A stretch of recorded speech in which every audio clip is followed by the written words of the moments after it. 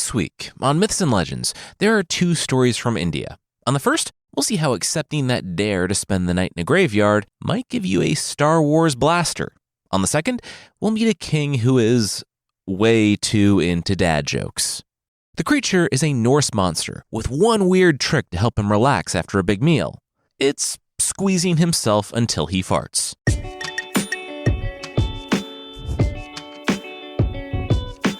This is Myths and Legends, episode 335. Got your nose.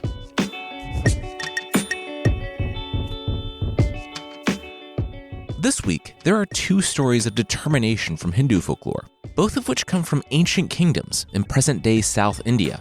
They don't seem to super concern themselves with history, and as such, seem to be folk or fairy tales. So we'll jump right into the first story, at graduation day for a young woman who has received a gross request from her teacher.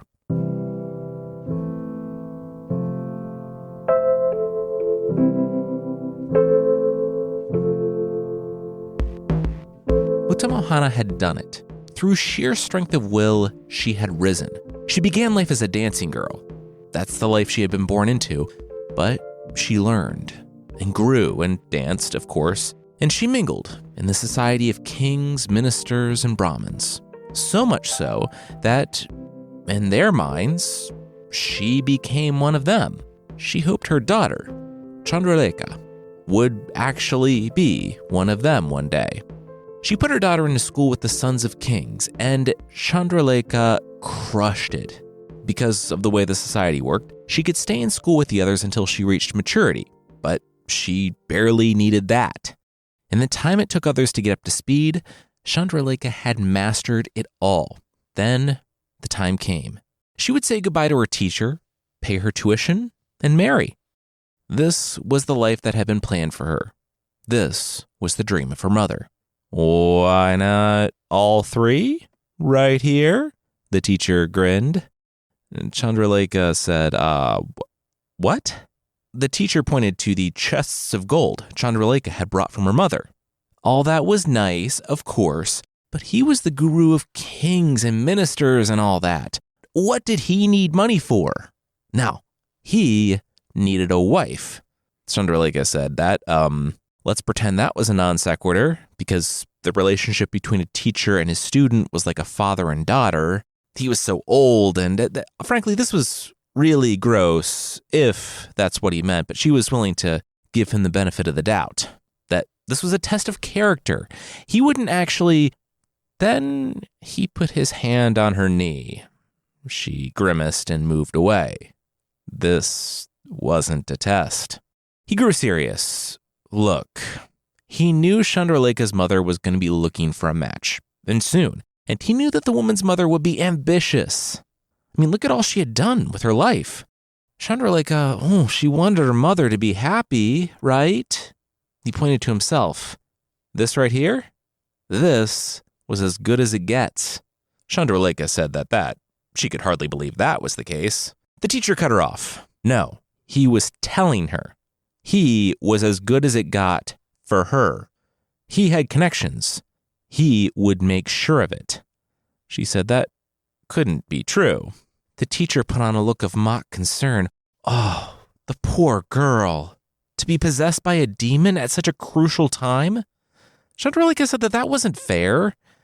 The teacher smiled. Oh, that was the only explanation for him. It would be a shame if all the young men in the city learned that. Chandralekha rose, gritting her teeth and clenching her fists. She ordered her servants bearing the gold to follow her. They were leaving.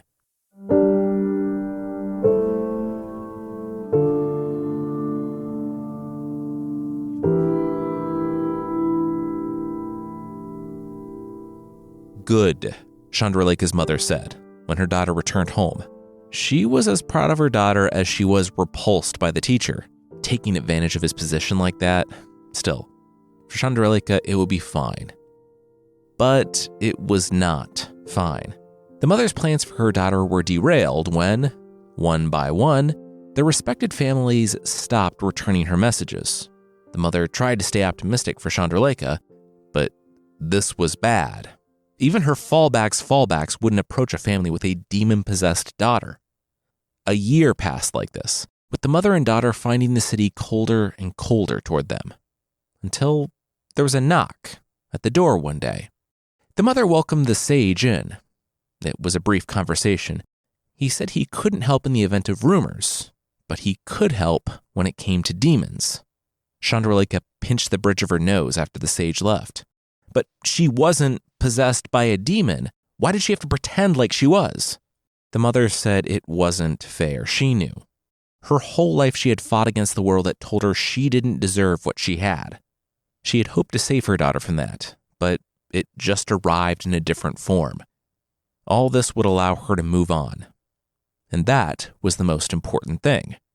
Chandraleka sighed. Okay, what did she have to do? Apparently, the solution was dancing in the crematory ground for the Demon King. What? That is so creepy, Chandraleka cried. The mother raised her palms. She knew, but yeah, new moon, midnight, the shamashan, the crematory grounds where bodies are burned, demons, basically it was a greatest hits of ghost stories. Chandraleka rolled her eyes. Okay, what did she need to bring?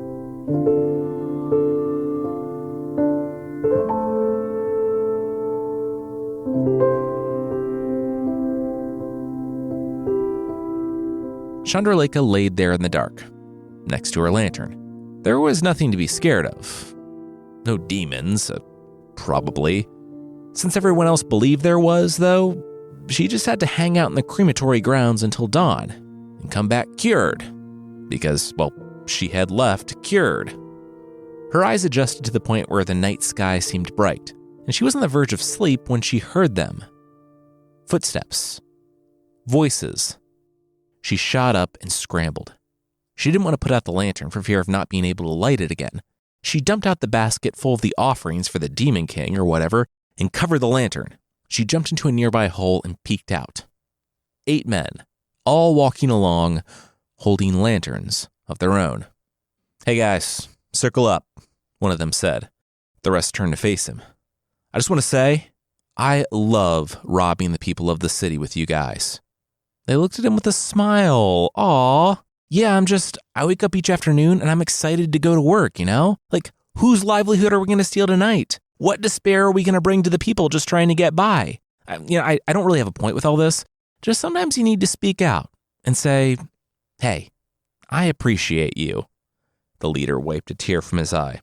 All right, gents, let's hide our ill-gotten gains in treasure chests here in the crematory grounds where no one will look for them. As the men got started, another one looked to the leader. What do we do with a thunderbolt again? Ah, yes, the kanakol. Another one spoke up. I'm sorry, I'm new. Is that the magical item that came to us from the heavens that allows us to bore through anything up to solid stone immediately and silently? Sorry, once again. First night, just transferred in. Well, we are excited to have you aboard. Yep, that will be the same, the leader said. It's gross, but they shoved it in the dung pile each night. Last place someone would go looking for it, and there was a crunch. A crunch because, in Chandraleka's hole, the basket caught, being on top of the lantern. She kicked it over and blew it out. There was silence from the group of 8. What was that? She heard. Here, I'll give you a little demonstration of the tool, another voice said. There was a moment of silence, and then Chandraleka felt it. She had to keep herself from screaming out, and it was only because she moved at a fortuitous moment that she even survived. Instead of boring a hole straight through her chest, it only took out a chunk of her side. It was underground, she heard. Probably a fox or something. All right, the treasure's buried. Everyone, tomorrow is a day off. No robbing. Work-life balance, guys. Mental health care is important too. When she heard them leave, Chandraleka allowed herself a groan and took her hand away, slick with blood. Ow. She wasn't dead yet, though, and it seemed like she would be okay. She dragged herself from the hole and staggered home to get a cart.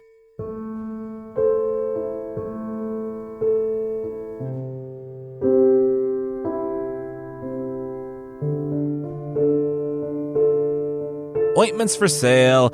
The best ointments to cure new wounds, especially circular ones. Please buy my ointment, the ointment seller cried out in the market. Chandraleka's servant's ears pricked up. She found the ointment seller. Her mistress had returned the night before with a stinky rod and ushered all the servants out of the house so she and her mother could move some boxes into her room. When she helped Chandraleka dress that morning, she noticed the wound on her side and worried that it would begin to fester.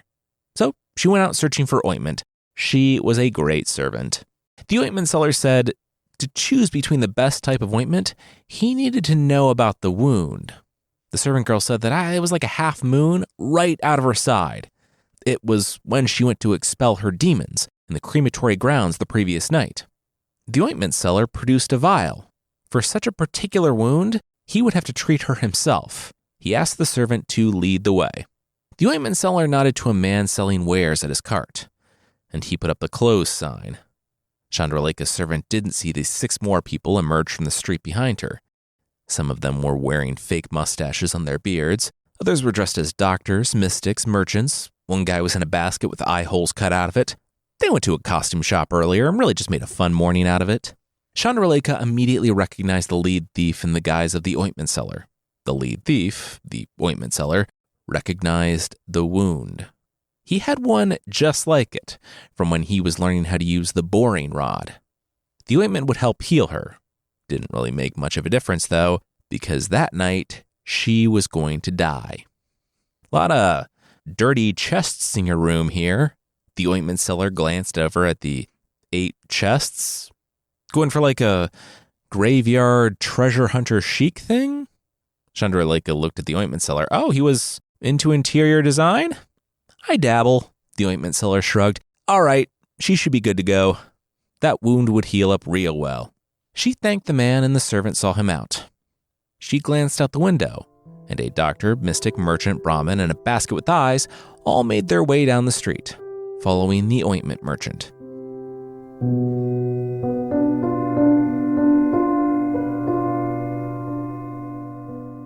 We'll see what the thieves have in store for Chandraleka, and what she has in store for them, but that will be right after this.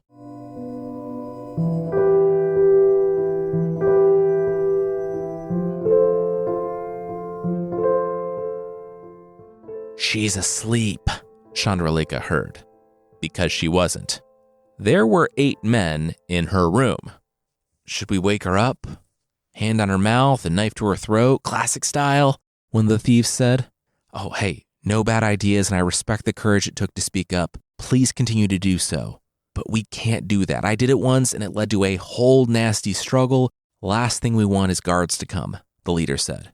He pointed to the chests. 4 of them could handle chests, while the other 4 would hoist the cot. They would take her out into the woods, and that way they could really punish her. So that's what happened. Chandraleka laid there, feigning sleep, at least until they were out of the village. She knew the moment the servants returned with the ointment vendor that they would be back.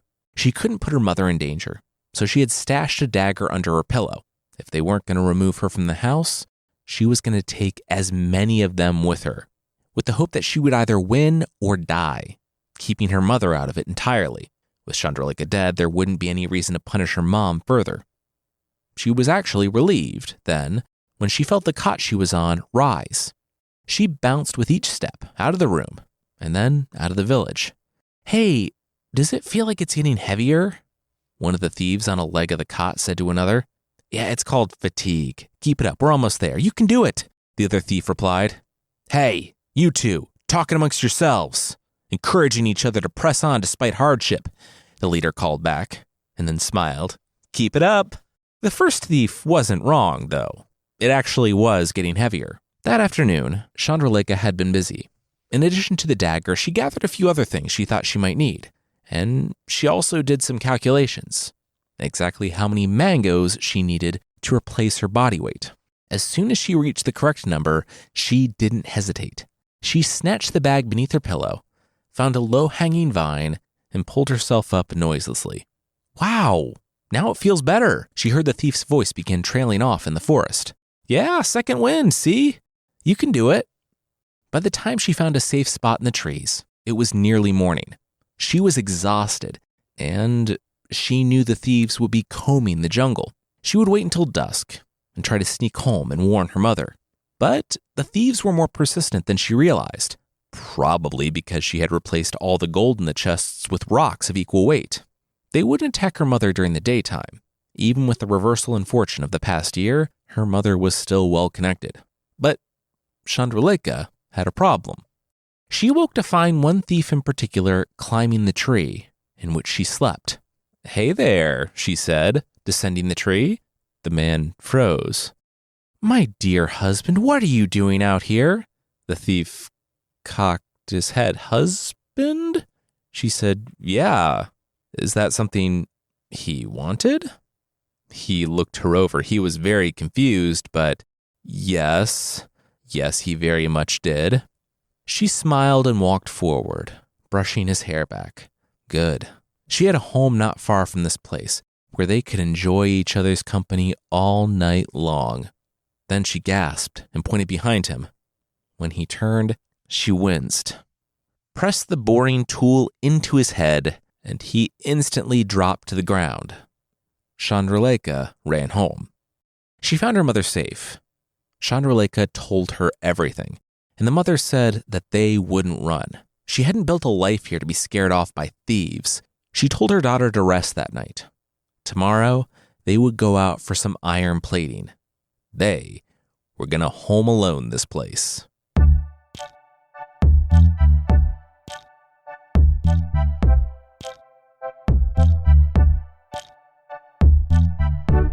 As the sixth bandit lost his nose from Chandralekha's boring tool, and the mother blew chili pepper dust into the gaping wound, the mother and daughter were, frankly, a little disappointed. They had a whole night planned, where each trap was more fiendish and dangerous than the last, but these guys all fell for the first trap. The women had lined the walls with iron plates and barred the door, so there would only be one way in. And after a few tries, the thieves found it.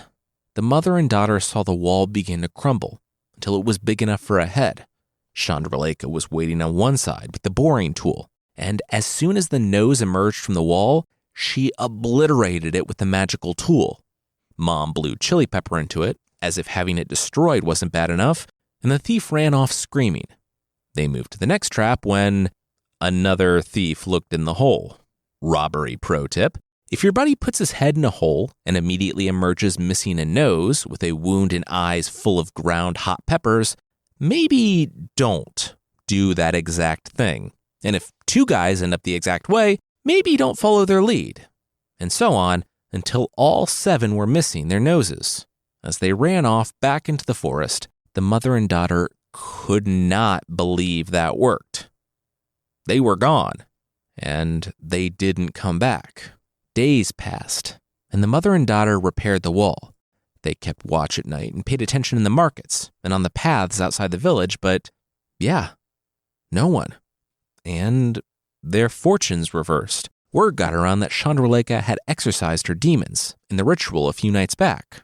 It was all good now. She had young men coming around, and her mother was optimistic. Mother and daughter even started to get dancing jobs again. A dancing job in the forest. Chandralekha looked at the servant. He had a nose, but she was willing to bet the men who hired him didn't. He said, he knew it was odd, but his employer was an eccentric recluse and would pay Chandralekha a year's worth of wages for one night. The mother watched in anxiety, but Chandralekha only smiled. Of course, she would be more than happy to do it. You would? The mother reeled. Chandralekha said yes. It would never stop. They had shown that, as long as they lived, they would keep coming after her. Now, every time they looked at their reflection, they had a reminder of her. She turned to her mother. She was doing this so that they would be safe forever. She rose. Now, you can't have a dance without a band, right? Her mother. She knew some people, didn't she?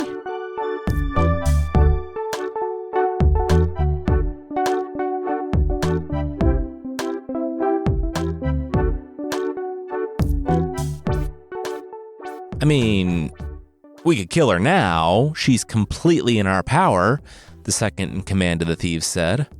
Or we could enjoy a dance, the thief leader said.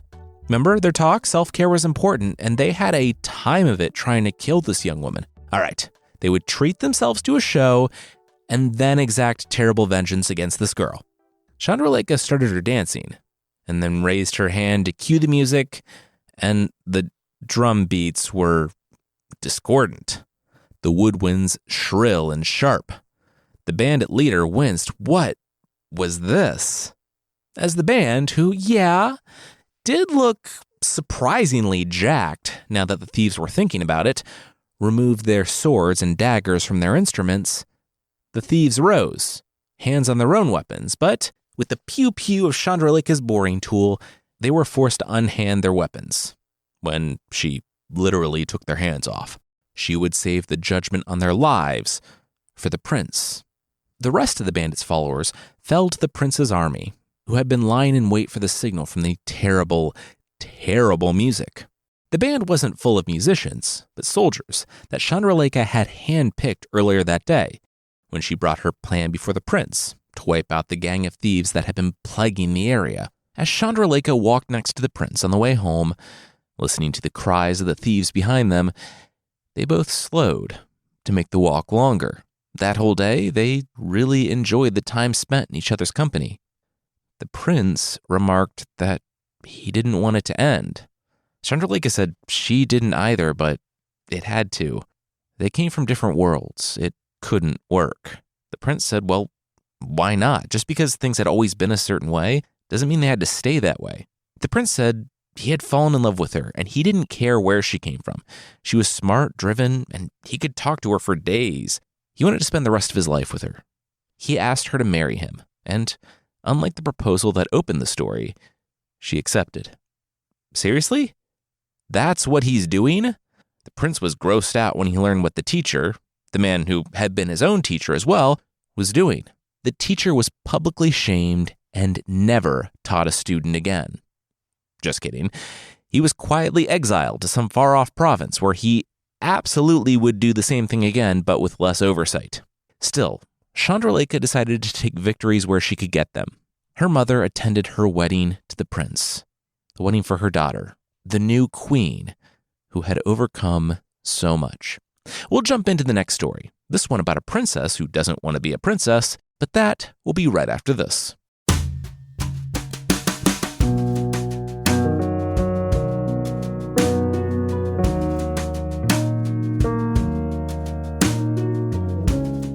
Hey, so I was thinking, you live in just the worst situation. Squalor, your hut barely has a roof and you can't keep out the elements. You get sick all the time. Your life is just the worst, the king said to the fakir. The man said, thank you? The king said he was not being complimentary. He was going to give the man a princess as a servant, though. One of my daughters. That sound nice? The king didn't really care about the answer. The fakir said, yes. He guessed. He didn't really have the accommodations for a princess. The house was a dirt hut with one bed, 2 old cooking pots, an earthen jar for water. It wasn't comfortable at all. The king smirked. All the better. He said between him, the fakir, and literally anyone with eyes or a modicum of common sense, this was a punishment. The girl said she wanted to make her own fortune if she could. Could the fakir believe that? Instead of relying on the family's wealth, she wants to make her own way in the world? The fakir said he thought hard work and struggle were admirable. The king looked at his hut and laughed. Yeah, well, he hoped the fakir thought that. The princess arrived and waited for her father to leave. The fakir bowed, but she waved off all that. She looked around the house. Did the man have any money? The fakir said that he was an ascetic, so he didn't place much importance on wealth, but yeah, he thought he had a penny around here somewhere. Amani, the princess, inspected the penny he found eventually. This would do. She told him to go borrow a spinning wheel and loom. She was going to go shopping. This story was recorded by British guys, so it's in their currency. It said that she returned with a farthing, a quarter of a penny's worth of oil, and 3 farthings of flax. The oil was a kindness. The fakir had a leg that gave him problems, and she used the oil to massage him and give him some relief. Then she got to work. She spun all night In the morning, she had a beautiful thread. By the end of the next day, they had a silver cloth. She handed it to the fakir, telling him to take it to the market and sell the cloth while she rested. He asked, for how much? She held up her fingers. 2 gold pieces.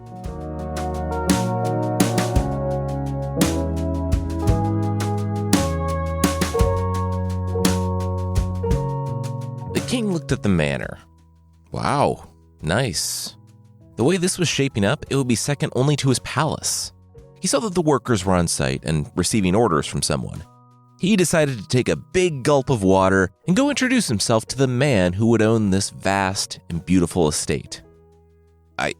I suppose you're going to help him clean up? Imani said to her father. When her father entered her house and did a spit take all over one of her servants, he said, his daughter built this manor? She was as rich as him? Imani said yes, through hard work each day and night, and kindness to the man who gave her the chance. The fakir, she did it. She made her own fortune. So she and the fakir lived in the manor. Imani still worked the loom and spinning wheel, but was known as a true artisan, and she could charge whatever she wanted for her creations. Hey, your dad is going on a trip. A messenger knocked at the door a few months later. Imani was perplexed. Hey, fakir, are you going on a trip? The fakir hobbled up. No, why? The messenger said, Imani's father, the king, was going on a trip. Imani grimaced. Oh, him. Just then, one of Imani's servants walked up with a request. He needed help untangling his necklace. The messenger at the door said the king was taking a trip and wanted to know if Imani wanted anything, in particular from the foreign city he was visiting. Imani's older sister, Gupti, asked for a ruby necklace, so, that's kind of the general area of what everybody's asking for. The servant kept tugging at Imani's blouse. Imani, patience, please. Can't you see I'm with someone? Imani said to the servant. The messenger from her father bowed and left. He wasn't sure you could buy that, but whatever. Imani turned back. I'm sorry, what were you saying? But the messenger was gone.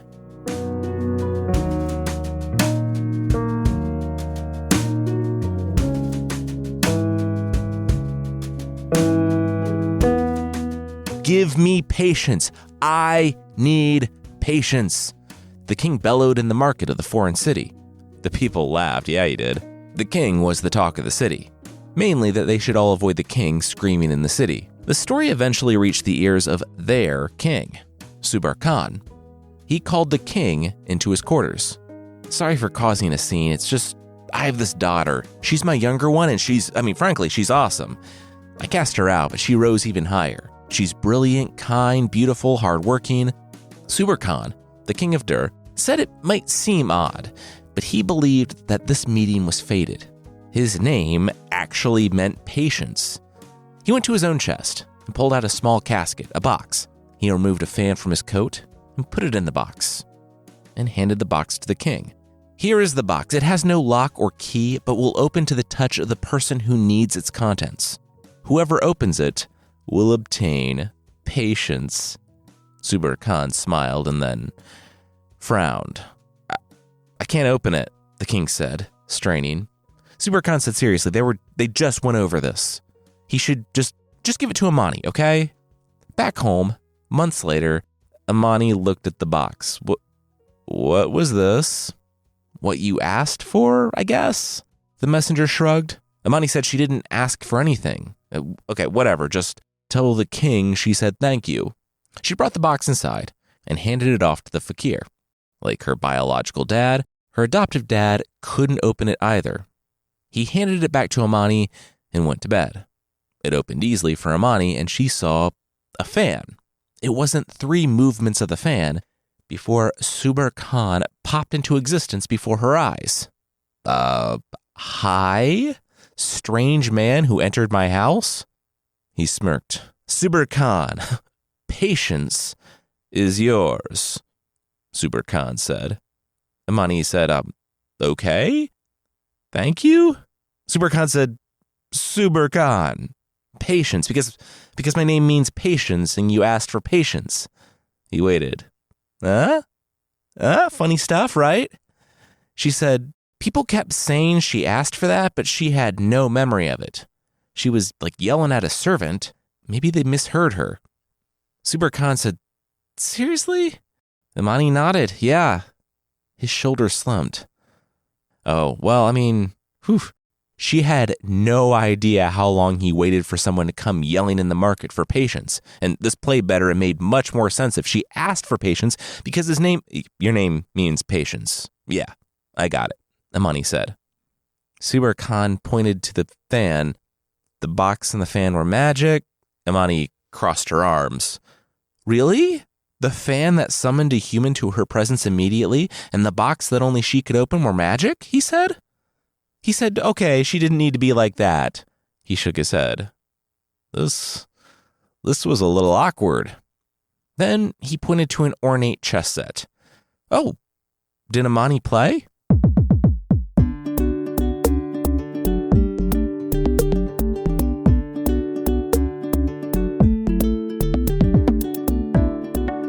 Hey, Super Khan! The fakir said to Super Khan 6 months later when Imani summoned Super Khan to their house. I'm going to beat you in chess one of these days, old man. Super Khan laughed. You know what you need? The fakir smiled. You need to have patience. Super Khan bellowed, this guy got it. Despite the awkwardness of their first meeting, Super Khan and Imani stayed up talking and playing chess that night, and for many nights after. She introduced Super Khan to the fakir, and the three got on well. Super Khan became something of a regular fixture in their house, with Imani and the fakir giving him his own room to sleep in when he stayed too long, despite him literally being able to teleport home in an instant. Word spread around town, chiefly from the servants, that Imani, the princess, had a night visitor, a handsome and powerful king that appreciated beating a good dad joke to death. Word traveled, eventually, to Kupti. I'm sorry, who are you again? The king said. Kupti said that she was his daughter, his firstborn daughter. The king said, Kupti, that's right. Sorry, it's just Imani really became the star of the show, huh? What have you done other than ask for stuff? Kupti's eyes widened. The king looked at her. Really? She came here to ask for something. How out of character? Kupti said, well, she was a princess and the firstborn. It was time that she was married. The king rolled his eyes. Ugh, do I have to do everything? Why can't you summon a magical suitor like your sister? And yes, I know. They're chaperoned by the fakir. It's all copacetic. Kupti stomped off in a rage.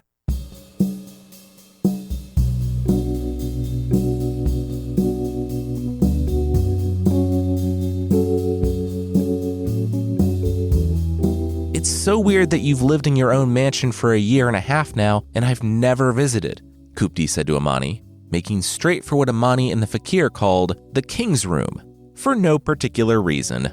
As if on cue, Imani was called away by a messenger at the door, because it was on cue, and Kupti walked into the room, unobserved.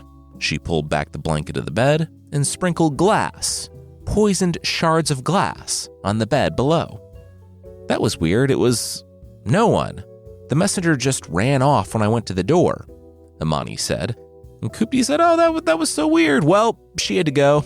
Imani said she just got there, but Kupti was already on her way out.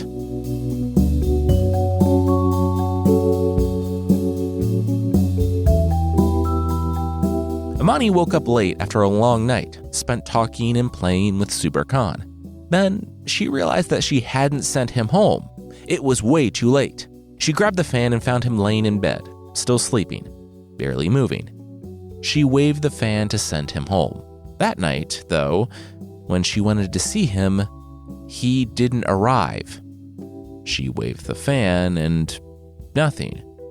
The fakir looked at it. Was it broken? Imani waved it again. Nothing. She didn't know. The only one who knew what happened was, of course, Kupti.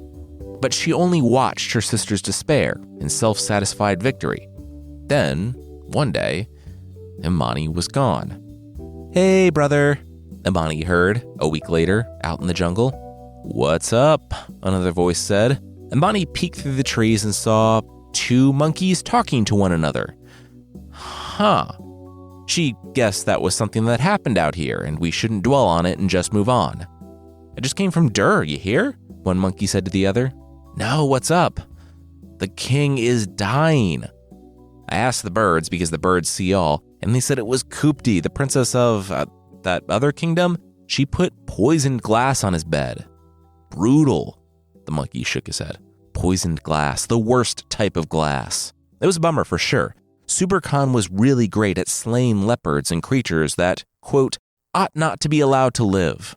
Also a bummer that humans didn't know that the berries on this particular tree, the one they were sitting in, could cure Subur Khan if steeped in water.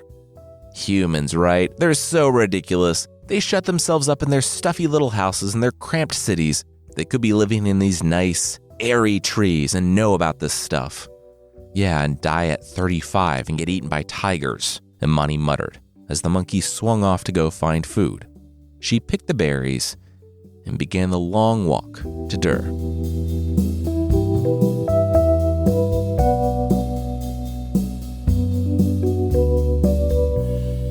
Imani winced when she saw the man she loved. She didn't even recognize him. Imani, still in the disguise of a male fakir because she didn't need any more problems traveling on the road, demanded the room. And after her treatment, Subur Khan recovered quickly. He sat up. There was something strange about this young doctor. Subur Khan shook his head. He would give the doctor anything, up to half his kingdom, for saving him. That's something kings say irresponsibly, right? Imani smiled. She only wanted one thing, his signet ring. He said, "Okay, weird." He plucked the ring from his finger and placed it in her hand. She rose and left. A few days later, when she reached home, Imani waved the fan, and Subur Khan appeared. She tapped her foot. Where had he been? He said she would never believe it. He fell deadly ill. It was only because of this young fakir that he survived. The guy was weird, too, because he just wanted Subur Khan's signet ring. Imani opened her hand. This ring? Subur Khan immediately put it together and frowned. He snatched the fan from her hand and said she would never summon him again. Imani was confused. Why not? He said, "Because I love you, and I don't want to leave your side." He said he wouldn't be going back to Dur, his kingdom, without her as his wife, and the fakir as his father. So they did. She returned to the land of Dur, this time as its queen, and Imani and Subur Khan lived happily ever after.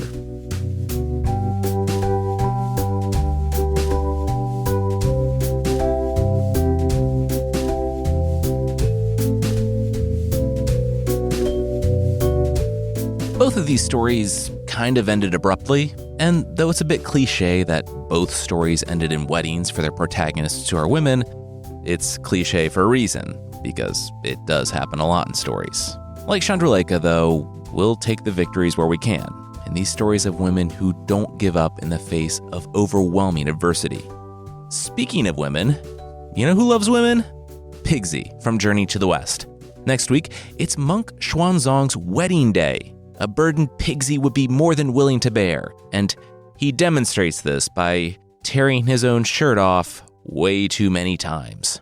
If you'd like to support the show, there's still a membership thing on the site and on Apple Podcasts. For less than the price of a shrimp neck pillow, a pillow that looks like a cooked shrimp, you can get extra episodes and ad-free versions of the show that aren't, according to reviews, too tight and won't make you feel like you're being strangled by a weak sea creature. Check out mythpodcast.com/membership or find the show on Apple Podcasts.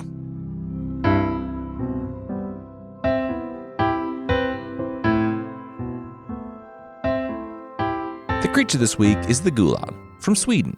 Now, the Gulon is a foodie in the way that a garbage disposal or a compost pile is a foodie. It enjoys food, one assumes. It consumes anything. Living, dead, fresh, rotten, whatever's in front of it, it will eat. It also apparently goes by the name Jerf. It's kind of like Jeff and Jerk, just together, Jerf. Kind of undercuts its terrifying nature.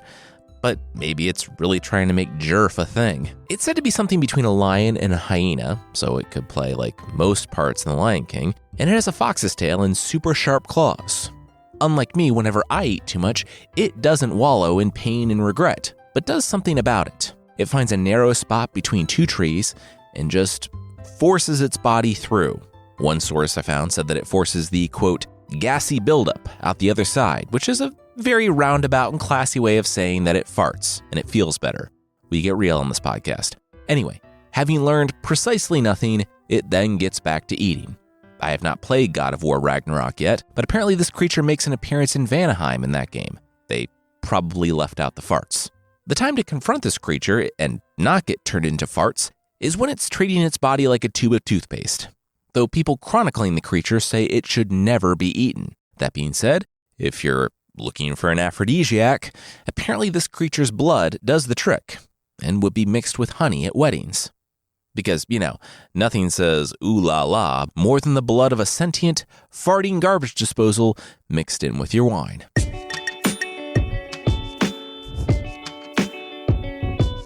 That's it for this week. Myths and Legends is by Jason and Carissa Weiser. Our theme song is by Broke for Free, and the Creature of the Week music is by Steve Combs. There are links to even more of the music we used in the show notes. Thank you so much for listening, and we'll see you next time.